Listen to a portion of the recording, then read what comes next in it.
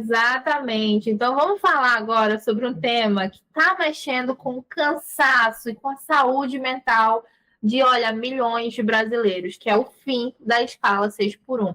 E também deu o que falar em 2025, não foi, Ariel? Aquela jornada em que o trabalhador tem apenas uma folga na semana. Então, muitas vezes essa folga, inclusive, está ali em dias úteis, né? Durante a semana. Enquanto o resto da família descansa no domingo, a pessoa está lá trabalhando. Ariel, esse debate ganhou uma força impressionante agora em fevereiro, novamente, não foi? Tudo isso começou, na verdade, como um movimento nas redes sociais, né?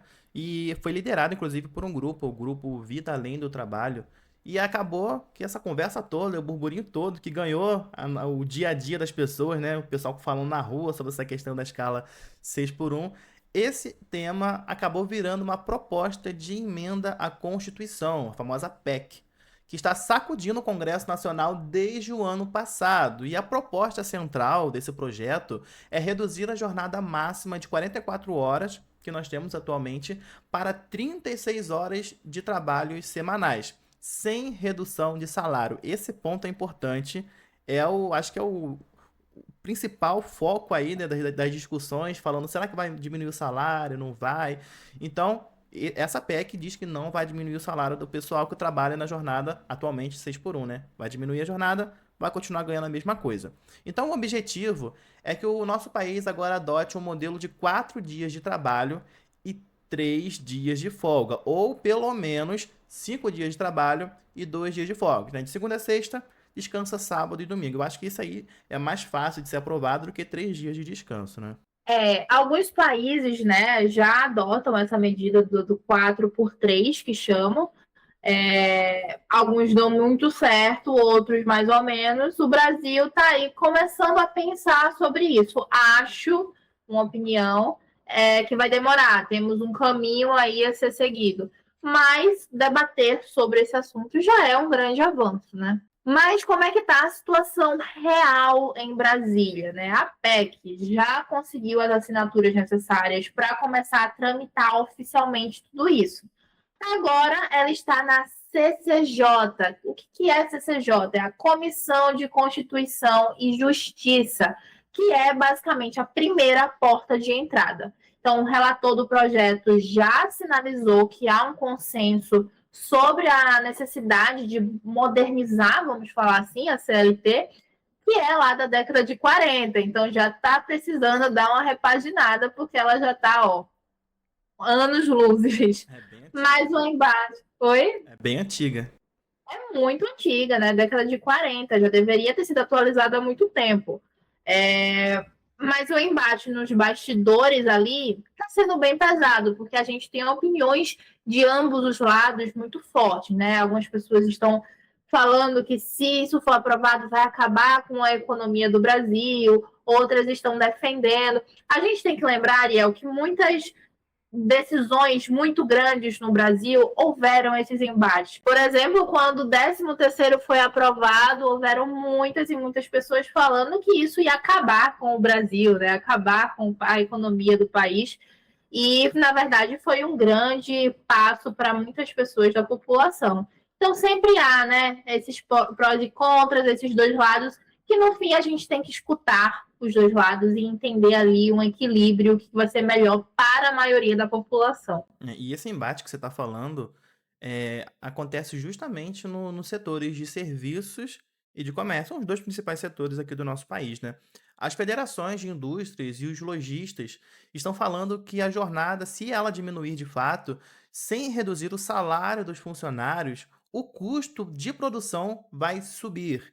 E esse valor vai ser repassado para os clientes, né? Para aí, por exemplo, temos aí uma indústria de sabão em pó, por exemplo, aproveitar aqui o trocadilho com o meu nome. E aí os empregados estão lá, diminuiu lá a questão da quantidade de dias trabalhados. A empresa vai ter que chamar mais funcionários para poder botar no lugar dessas pessoas quando elas não estiverem trabalhando. E aí elas vão repassar esse valor a mais que elas estão tendo no valor do produto, do sabão em pó, para o cliente que na hora de comprar no mercado.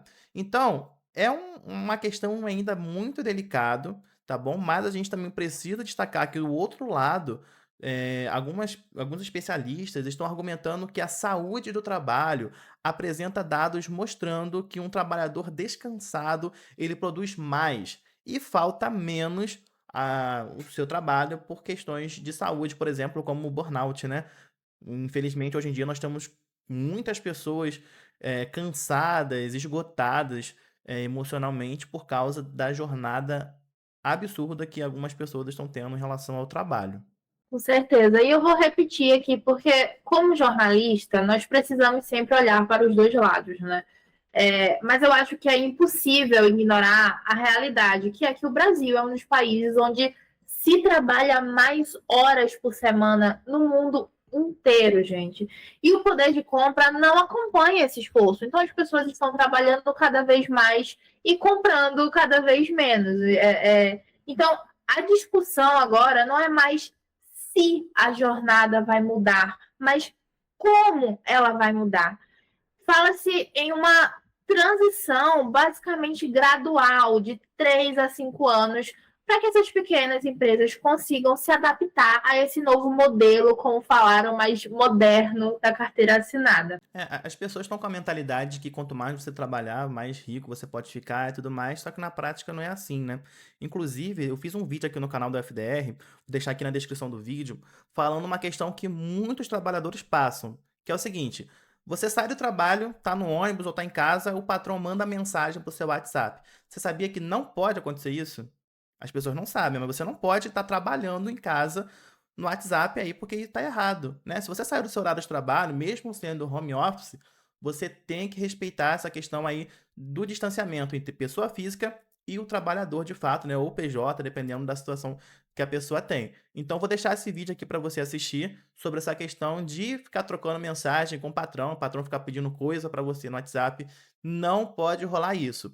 E o recado para quem assiste a gente aqui, além disso que eu falei, é que você precisa acompanhar de perto os deputados que você elegeu.